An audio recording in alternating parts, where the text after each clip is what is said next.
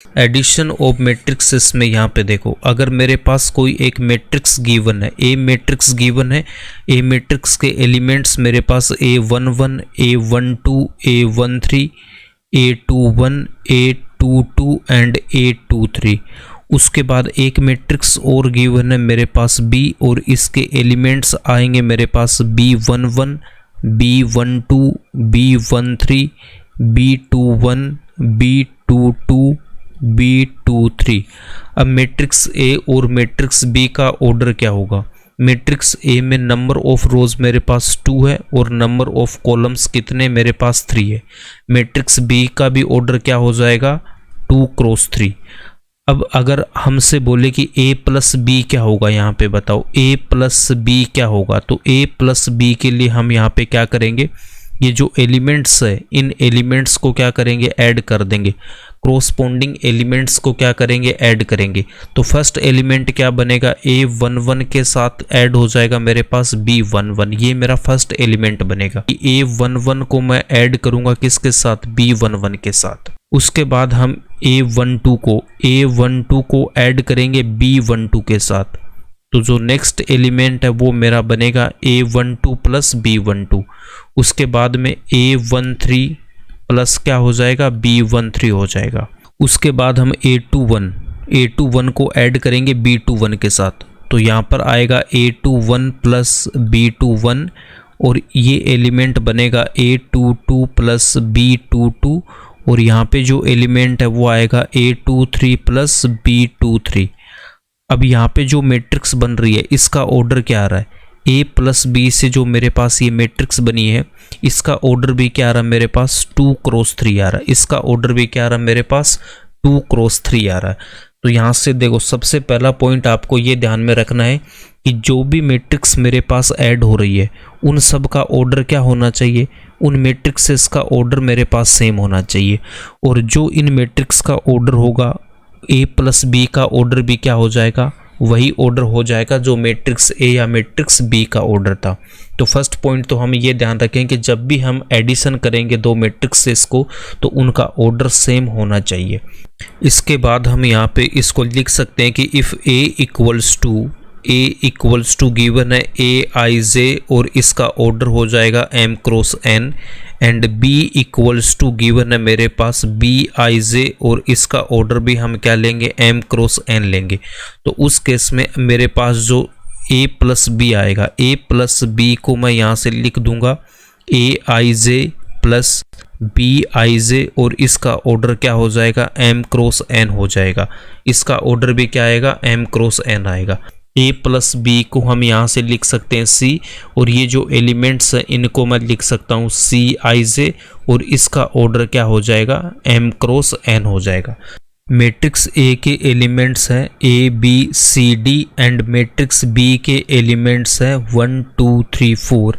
यहाँ पे A plus B की वैल्यू क्या हो जाएगी, A plus B equals to मेरे पास क्या बन जाएगा, A के साथ तो क्या हो जाएगा, 1 आएगा, तो A प्लस क्या हो जाएगा, 1 हो जाएगा, और B प्लस यहाँ पे कितना हो जाएगा, 2 होगा। C के साथ कितना आ जाएगा, 3 आ जाएगा, तो C प्लस यहाँ पे 3 होगा, और D प्लस 4 आ जाएगा, D प्लस 4 आ जाएगा। अब मैट्रिक्स A का ऑर्डर क्या था मेरे पास, 2 क्रॉस 2, और मैट्रिक्स B का ऑर्डर क्या था, 2 क्रॉस 2। तो ऑर्डर दोनों का सेम था, तो हमने यहाँ पे क्या फाइंड आउट कर लिया, A प्लस बी। और A प्लस बी का जो ऑर्डर होगा वो क्या होगा, जो A या B का ऑर्डर होगा वही आपका ऑर्डर क्या हो जाएगा, A प्लस बी का हो जाएगा।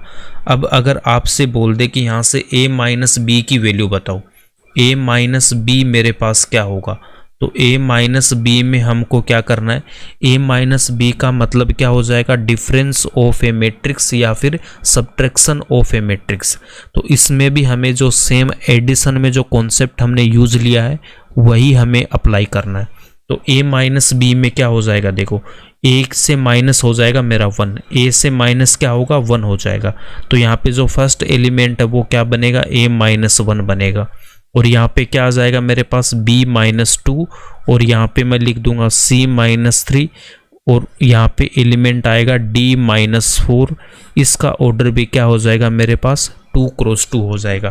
तो इसका ऑर्डर भी क्या हो जाएगा मेरे पास, 2 क्रॉस 2 हो जाएगा। और इसी को हम क्या बोलेंगे, जो a माइनस बी है यही मेरे पास क्या हो जाएगा, difference of A matrix. Difference या फिर आप इसको बोल सकते हो subtraction of A matrix. Difference या फिर सब्ट्रैक्शन ऑफ मैट्रिक्स। अब इसमें हमें क्या करना, देखो इसमें आपके पास a माइनस बी की वैल्यू तो आई गई है। अगर जनरल फॉर्म में इसको लिखना चाहें तो जनरल फॉर्म में इसको हम क्या लिख देंगे कि इफ़ a इक्वल्स टू मेरे पास गिवन है a i j और m क्रॉस n ऑर्डर है, and b equals to given है मेरे पास b i j m cross n। तो उस केस में जो मेरे पास a माइनस बी आएगा उसको मैं लिख सकता हूँ यहाँ से, देखो a प्लस और यहाँ पे हम लगा सकते हैं माइनस बी। देखो a माइनस बी को हम क्या लिख सकते हैं कि अगर मेरे पास गिवन है a माइनस बी तो a यहाँ पे प्लस और यहाँ -1b, तो इससे मुझे क्या मिलेगा, a माइनस बी आएगा, -1 और प्लस यहाँ से क्या हो जाएगा, माइनस आ जाएगा। तो यहाँ पे हम क्या लिख देंगे, इसको लिखेंगे a माइनस बी। तो a माइनस बी की वैल्यू मेरे पास क्या आ जाएगी, यहाँ से आ जाएगा a i j minus b i j, और इसका ऑर्डर भी क्या होगा मेरे पास, m क्रॉस n होगा। इसका ऑर्डर भी क्या हो जाएगा मेरे पास, m क्रॉस n हो जाएगा। ठीक है, इसका ऑर्डर भी क्या आएगा, m क्रॉस n आएगा। या फिर आपको ऐसे लिखा हुआ भी मिल सकता है कि a माइनस बी किसके इक्वल है, a प्लस -1 और यहाँ पे b हो जाएगा। अब इसमें एक नोट हमें ध्यान में, ये नोट वेरी इंपॉर्टेंट है, इसको आपको ध्यान में रखना है। यहाँ पे देखो, मैट्रिक्स एडिशन एंड सब्सट्रैक्शन या difference can be possible only when matrices are of the same order. Matrices are of the same order मतलब अगर आपसे a प्लस बी पूछे या a माइनस बी, तो पहले आपको क्या चेक करना है, उनका ऑर्डर चेक करोगे। a प्लस बी या a माइनस बी के लिए हमें क्या करना होगा, सबसे पहले उसका ऑर्डर चेक करना होगा। अगर उनका ऑर्डर सेम है तभी हम a प्लस बी या a माइनस बी की वैल्यू फाइंड आउट कर पाएंगे, अदरवाइज हम बोल देंगे a प्लस बी या a minus B not possible. अब यहाँ पे देखो, एक एग्जांपल गिवन है आपके पास में कि मैट्रिक्स A गिवन है, इसका ऑर्डर मेरे पास कितना 2 क्रॉस 2 है, और मैट्रिक्स B का ऑर्डर यहाँ पे क्या मेरे पास 2 क्रॉस 3 है। तो इनका ऑर्डर यहाँ पे सेम नहीं है, ऑर्डर यहाँ पे इनका सेम नहीं है, ऑर्डर सेम नहीं है।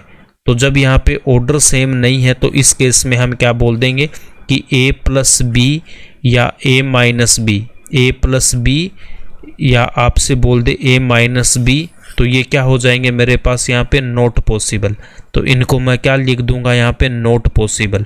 जब मेरे पास मैट्रिक्सेस के ऑर्डर सेम नहीं होंगे तो a प्लस माइनस बी की वैल्यू हम फाइंड आउट नहीं कर पाएंगे, ये आपको ध्यान में रखना है। यहाँ से देखो आगे चलते हैं हम, यहाँ पे ये पॉइंट मैंने आपको बता दिया कि मैट्रिक्स a आपके पास में और ये b है, तो इसका ऑर्डर ये आ जाएगा, a प्लस बी आ जाएगी। इसके बाद इसको अगर a लिखता हूँ और b को ऐसे, तो c इक्वल्स टू ये आएगा और c i j equals to हो जाएगा a i j plus b i j। ये भी हमने देख लिया। अब एग्जाम्पल नंबर 6 इसमें आ जाओ।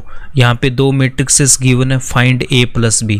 इसका मतलब √3 प्लस कितना आएगा, 2 आ जाएगा। रूट तो इसको लिख सकता हूँ मैं 2 प्लस √3, फिर 1 और प्लस √5, तो ये आ जाएगा 1 प्लस √5, -1 और +1 0, 2 प्लस -2 ये कितना आएगा 0, 3 प्लस 3 6, 0 प्लस हाफ, तो ये हाफ आ जाएगा। ये इसका आंसर हो जाएगा।